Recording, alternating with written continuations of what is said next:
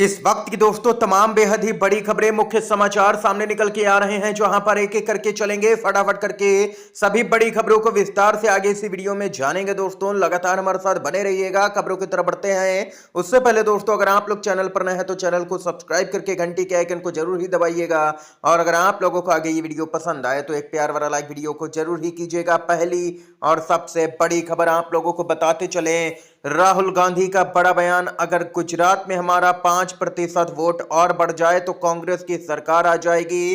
कांग्रेस के सांसद और लोकसभा में विपक्ष के नेता राहुल गांधी ने कहा कि मैं गुजरात के युवाओं, किसानों, छोटे व्यापारियों और अपनी बहनों के लिए आया हूं। मैंने खुद से पूछा कि मेरी और कांग्रेस पार्टी की क्या जिम्मेदारी है। तकरीबन पिछले 30 सालों से हम यहां सरकार में नहीं है। जब तक हम अपनी जिम्मेदारी को पूरा नहीं करेंगे तब तक गुजरात की जनता हमें चुनाव में विजय नहीं बनाएगी। जिस दिन हमने अपनी जिम्मेदारी पूरी कर दी उसी दिन गुजरात के सभी लोग कांग्रेस पार्टी को अपना समर्थन दे देंगे।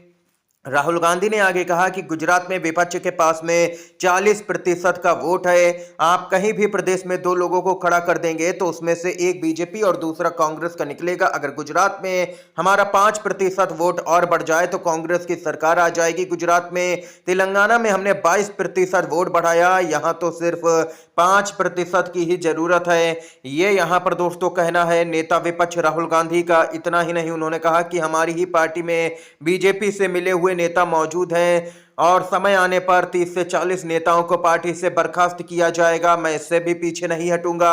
ये देख सकते हैं कि जो पीठ पीछे बीजेपी के साथ नेता मिले हुए हैं उन पर राहुल गांधी ने जोरदार हमला किया है। दोस्तों इसके साथ ही एक और बड़ी खबर की तरफ बढ़ते हैं। अपडेट आ रही है, पीएम मोदी के 11 झूठ बेनकाब किए गए। पीएम मोदी ने 11 साल में बोले 11 बड़े झूठ। 15 लाख से लेकर के 2 करोड़ नौकरी तक खड़गे ने गिनवाए हैं सारे झूठ। आप लोगों को बताते चले, कांग्रेस के अध्यक्ष मल्लिकार्जुन खड़गे ने प्रधानमंत्री नरेंद्र मोदी पर देश से झूठ बोलने का आरोप लगाया और कहा कि उन्होंने 11 साल के अपने कार्यकाल के दौरान 11 बड़े झूठ बोले हैं।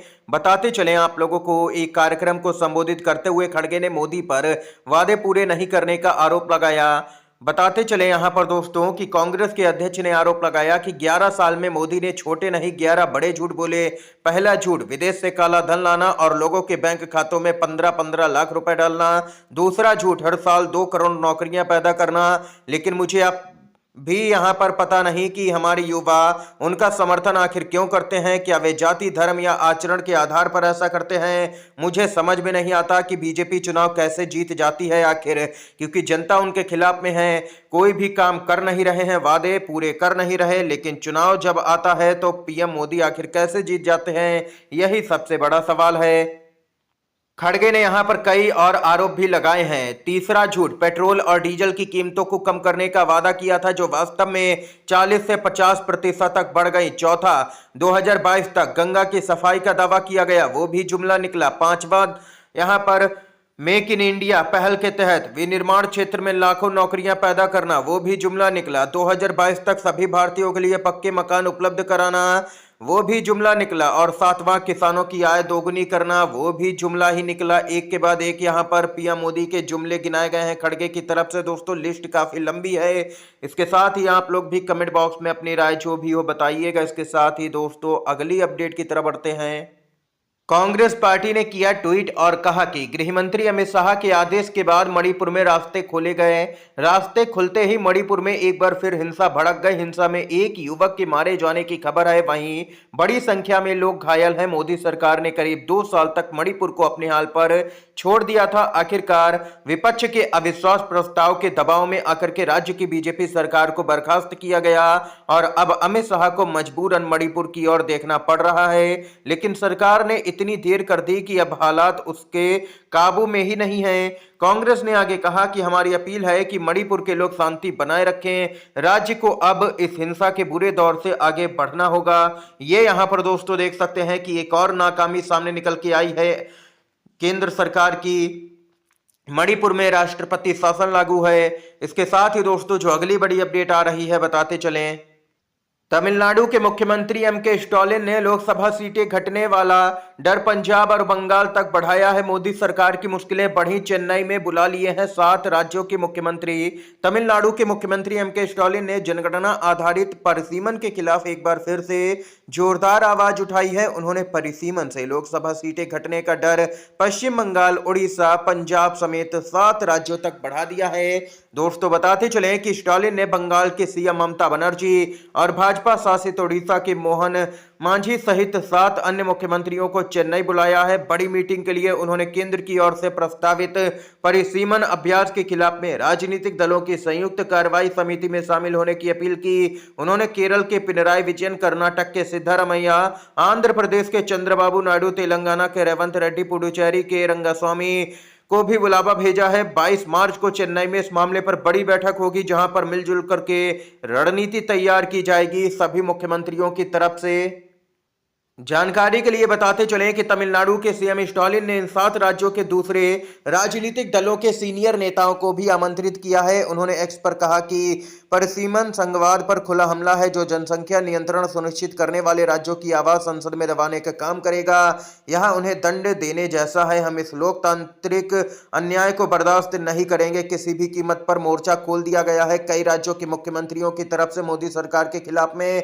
इसके साथ ही दोस्तों एक और अपडेट की तरफ बढ़ते हैं। खबर आ रही है, कपिल मिश्रा की मुश्किलें बढ़ गई हैं। दिल्ली सरकार में मंत्री हैं, धर्म के आधार पर दुश्मनी बढ़ाने की बेशरम कोशिश। कोर्ट ने कपिल मिश्रा को खूब सुनाया। दिल्ली के एक कोर्ट ने बीजेपी नेता कपिल मिश्रा की याचिका को खारिज कर दिया। दरअसल कपिल मिश्रा के 2020 के एक एक्स पोस्ट के चलते उन पर एफआईआर दर्ज की गई थी। इस पर मजिस्ट्रेट ने उन्हें तलब किया, इसी को उन्होंने चुनौती दी थी। इसी पर कोर्ट ने याचिका खारिज करते हुए कई तीखे कमेंट किए हैं।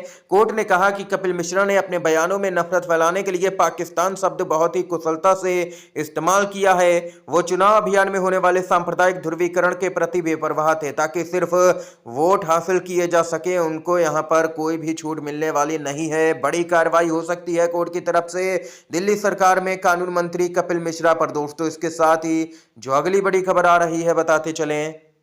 बिहार चुनाव से अपडेट आ रही है। तेजस्वी यादव ने की है बेटी योजना की घोषणा, सरकार बदलने का भी आह्वान। बोले एनडीए सरकार को उखाड़ फेंकेंगे सत्ता से।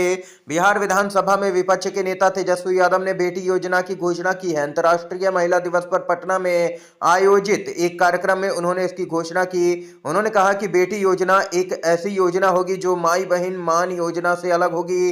बिहार में जन्म लेने वाली बेटी के पैदा होने के साथ ही सभी सुविधाएं दी जाएंगी, ताकि वह अच्छे से पढ़ाई कर सके, उसे रोजगार मिले, क्योंकि बेटियां ही बिहार का भविष्य हैं। ये तेजस्वी यादव का कहना है। उन्होंने कहा कि महागठबंधन की सरकार बनने पर महिलाओं के मान सम्मान की रक्षा की जाएगी। इतना ही नहीं दोस्तों, यहां पर तेजस्वी यादव ने जो एनडीए की सरकार है उसको भी उखाड़ फेंकने का आह्वान किया है और कहा है कि नई सरकार बनाने का काम करें बिहार की जनता।